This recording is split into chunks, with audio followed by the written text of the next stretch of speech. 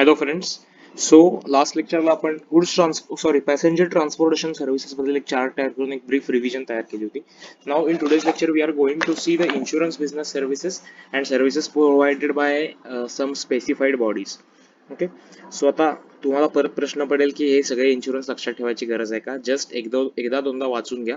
As it is a part of syllabus we are going to covering it, but I don't think की एक्झाममध्ये ह्याच्यामध्ये काहीतरी complicated विचारलं जाईल. हां, त्यातले जे बेसिक इम्पॉर्टंट गोष्टी आहेत त्या तुम्ही एक ते दोनदा वाचलात की तुमच्या ऑटोमॅटिक लक्षात राहतील.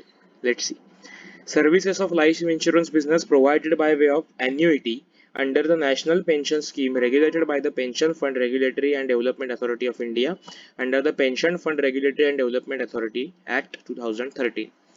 So National Pension Scheme च्या अंडर जी life insurance business service provide केली जाते ती सर्व्हिस जी आहे ती एक्झम्प्टेड आहे. Then services of a life insurance business provided or agreed to be provided by the Army, Naval and Air Force Group Insurance Funds to the members of the Army, Navy and Air Force respectively under the group insurance schemes of the central government. So Army, Navy आणि Air Force यांच्या फॅमिलीजना जो group insurance provide केला जातो bye group insurance schemes of India, so ती service जी आहे ती again एक्झम्प्ट केलेली आहे. Then services of life insurance provided or agreed to be provided by Naval Group Insurance Fund to the personnel of Coast Guard under the group of insurance schemes of the central government. So ह्याच्यात तुम्ही army, navy, air force आणि coast guard असं पण add करू शकता. Okay. Then service इथे तुम्ही बघितलं की अमेंडमेंट म्हणून इन्सर्ट केलेली होती न्यूली.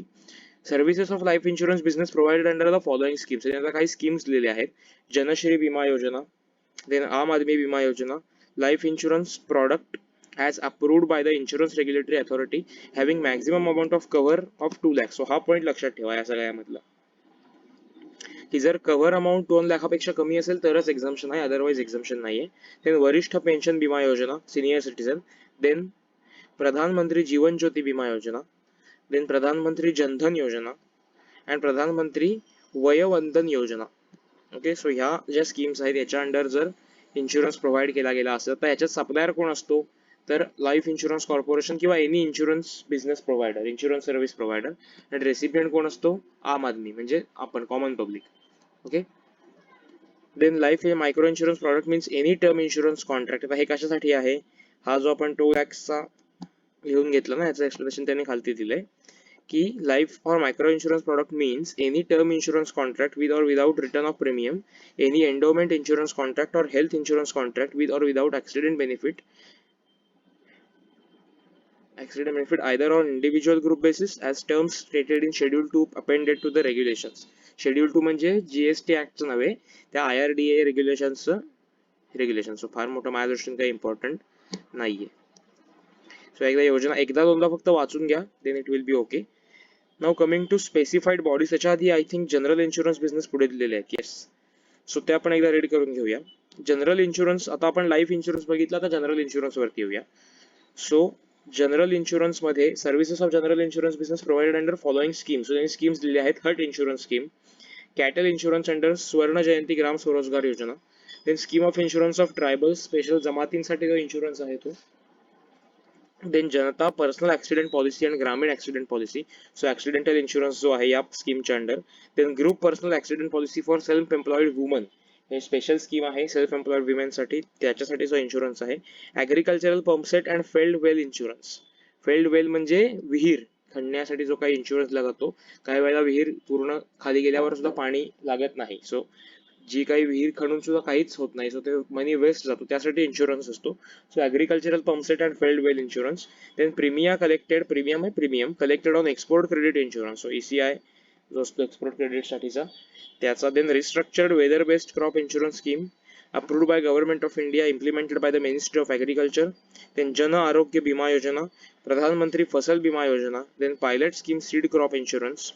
तर इथे पायलट म्हणजे त्याचा हवेशी काही संबंध किंवा एरोप्लेनशी काही संबंध नाहीये. पायलट प्रोजेक्ट जसं आपण म्हणतो की पायलट प्रोजेक्ट म्हणजे सॅम्पल बेसिस वरती किंवा एक नवीन व्हेंचर म्हणून सुरुवात केली त्याचा अर्थ आहे. सो पायलट म्हणजे हवेतलं काही लक्षात ठेवू नका. सीड क्रॉप इन्शुरन्स आहे तो actually. Central sector scheme on cattle insurance. Okay. So cattle म्हणजे गुरंढोरं जी काही जनावर पालन पशुपालन केलं जातं त्यासाठीचा इन्शुरन्स आहे. आणि universal health insurance scheme. So ह्या ज्या सगळ्या स्कीम आहेत त्याच्यानंतर आणखी पण आहेत राष्ट्रीय स्वस्थ विमा योजना, कोकोनट पाम इन्शुरन्स स्कीम, प्रधानमंत्री सुरक्षा Vima Yojana, Niramaya health insurance scheme implemented by trust constituted under provisions of national trust for welfare of persons with autism, cerebral palsy, mental retardation and multiple disabilities act. So याच्या under जी काही Niramaya health insurance scheme आहे, so ह्या सगळ्या स्कीम्सच्या under जी काही insurance service provide केली जाते ती एक्झम्प्ट आहे. आता सपोज त्याच्यात व्हेकल इन्शुरन्स नाही आहे, सो जेव्हा इन्शुरन्स कंपनी प्रीमियम कलेक्ट करेल तेव्हा त्याच्यावरती amount of premium plus CGST plus SGST charge करेल. पण जेव्हा ह्या स्कीम्सच्या अंडर प्रीमियम गोळा करायचा सर्व्हिस प्रोव्हाइड केली जाईल तेव्हा मात्र त्याच्यावर GST चार्ज केला जाणार नाही, because these services are exempt in nature. Then 36A entry बघूया, services by way of insurance of the insurance schemes specified in 35 or 36. री इन्शुरन्सची कॉन्सेप्ट तुम्हाला माहिती आहे की एका इन्शुरन्स कंपनीकडे ते क्लेम आला की ते ती पुढच्या एका इन्शुरन्सकडे आउटसोर्स करते, री इन्शुरन्स असं म्हणतात. सो री इन्शुरन्स जर ह्या सगळ्या स्कीम्सच्या अंडर केला गेला असेल तरी सुद्धा तो एक्झम्प्ट आहे. सो ही एंट्री लक्षात ठेवा. मग मे बी पटकन री इन्शुरन्स वाचून आपल्याला वाटेल की नाही ते एक्झम्प्ट नाही आहे, तेही एक्झम्प्ट आहे. And come to pension schemes, entry number 37, services by way of collection of contribution under Atal Pension Yojana and services by way of collection of contribution under any pension scheme of the state government. तर हे collection कोण करतात, ह्या banks ज्या आहेत त्या कलेक्शनचं काम करतात. तर ऍक्च्युली आय एम बेनिफिशियरी, मी अटल पेन्शन योजनेच्या अंडर एक अकाउंट ओपन केलं होतं. सो जे कलेक्शन होतं ते बँके थ्रू होतं. बँक आपल्या अकाउंट मधून ती अमाऊंट कट करते आणि मग त्या पेन्शन योजनेमध्ये डिपॉझिट करते. सो ही ऍक्च्युअली सर्व्हिस कोण प्रोव्हाइड करते, तर बँक्स प्रोव्हाइड करतात. कोणाला, सेंट्रल गव्हर्नमेंट किंवा स्टेट गव्हर्नमेंटला. सो आता ही अटल पेन्शन योजना ती आहे सेंट्रल गव्हर्नमेंटची आहे आणि ह्या सेकंड 38 एंट्री मध्ये सांगितलंय ते स्टेट गव्हर्नमेंटची स्कीम आहे. सो दोन्ही ज्या पेन्शन स्कीम आहेत त्या एक्झम्प्ट केलेल्या आहेत, त्याच्यावरती कुठचाही GST कलेक्ट केला जाणार नाही. ओके, आता हा जो मधला एक पार्ट राहिलेला आहे एंट्री नंबर 30 पासून एंट्री नंबर 33 पर्यंत, हा तुम्ही रीड करून घ्यायचा आहे.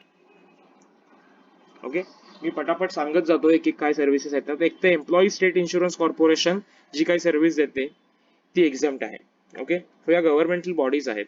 Then employees provident fund organisation जी सर्व्हिस देते ती एक्झम्प्ट आहे. त्याच्यानंतर coals mines provident fund organisation to persons governed by coal mines provident fund. So coal mines साठी वेगळा रूल लागतो प्रॉव्हिडंट फंडचा. सो त्यासाठी ती जी सर्व्हिस दिली जाते कोल माइन्स प्रॉव्हिडंट फंड ऑर्गनायझेशनची ती एक्झम्प्ट आहे. अगेन नॅशनल पेन्शन सिस्टीमचा जो ट्रस्ट आहे तो त्यांच्या मेंबर्सना जी काही सर्व्हिस देतो फॉर ऍडमिनिस्ट्रेशन फी, ती सर्व्हिस एक्झम्प्ट आहे. IRDAI insurance regulatory and development authority of India, IRDA ज्याला आपण म्हणतो, त्यांनी दिलेल्या सर्व्हिसेस एक्झम्प्ट आहेत. आणि SEBI securities exchange board of India त्यांनी दिलेल्या सर्व्हिसेस ज्या आहेत त्या एक्झम्प्ट आहेत. ओके, सो हे पण एकदा तुम्ही एकदा रीड करून ठेवलं की माझ्यामध्ये सफिशियंट होईल. एक्झाम मध्ये याच्यावरती स्पेसिफिक प्रश्न विचारला जाण्याची शक्यता कमी आहे, पण as a part of syllabus आपण ते कव्हर केलेलं आहे. ओके, सो या सगळ्या सर्व्हिसेस मी एकत्र घेतल्या कारण या थोड्या मेमरी बेस्ड लक्षात ठेवावे लागतात. हे एवढं सगळं लक्षात ठेवणं कठीण आहे, मलाही माहिती आहे. म्हणून एक ते दोन रिडिंग्स याला द्या. आय थिंक तेवढंच त्याचं वेटेज एक्झाम मध्ये आहे. Okay, so I will stop this lecture here. Next part जो असेल तो आपण नेक्स्ट लेक्चर मध्ये कव्हर करूया. बाय.